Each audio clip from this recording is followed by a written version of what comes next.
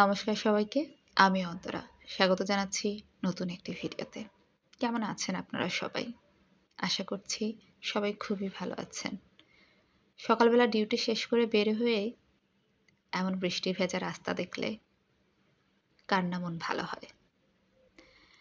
রিক্সা দিয়ে আসতে ভাবছিলাম মা যদি পাশে থাকতো তাহলে মাকে বলতাম খিচুড়ি করো।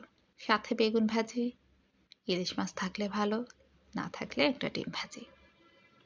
মা যেহেতু পাশে নেই তো মনের ইচ্ছে নিজেকেই দমন করতে হবে। তাই যথারীতি বাসায় এসেই লেগে পড়লাম কাজে। চাল, ডাল, কিছু আলু সব একসাথে ভেজে নিয়ে একটু গরম জল দিয়ে ঢেকে দিলাম।